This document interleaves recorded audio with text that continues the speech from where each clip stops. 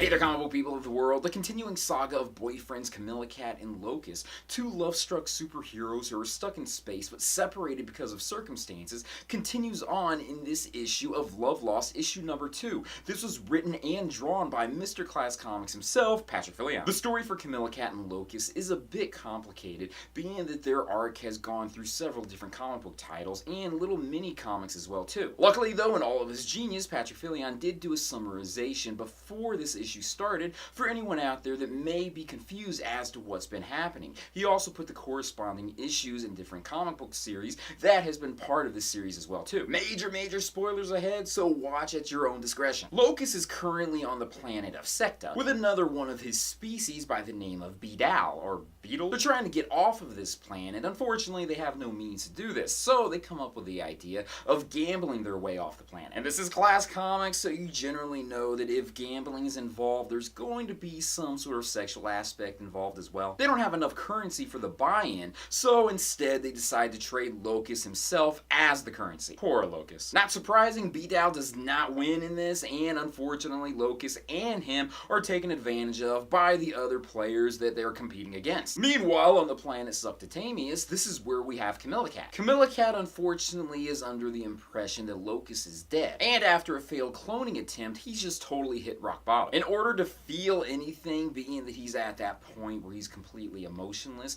he's just allowing anyone to do anything to his body. I gotta give props to Patrick Fillion for drawing all of these different alien creatures, making them all very unique and somewhat very disturbing and very sci-fi, but at the same time also being very sexualized. Okay, now hold up a second. Does that not look like Merman from the Masters Universe toy figures? I mean, it doesn't look like the actual cartoon version of him, but it looks like the toy that was released back in the 1980s. I think that's actually pretty awesome. Anyways though, the character of Nelvo, the guy that Camili-Cat borrowed all of the cloning technology from, comes to get his pay, which means that Camili-Cat is now in his service, which I think you know what that means. Enter the character of Puma, who happens to be another felinoid like Camili-Cat. So this is pretty cool to see these two different cat creatures now interacting with each other. Being that this is a Class Comics title, this is obviously very sexually charged, but there's also a lot of darkness intertwined with the whole plot, especially with Camili-Cat being so sad and down about his lover not being with him. I know I said spoilers, but I won't give away the major plot point at the end of this issue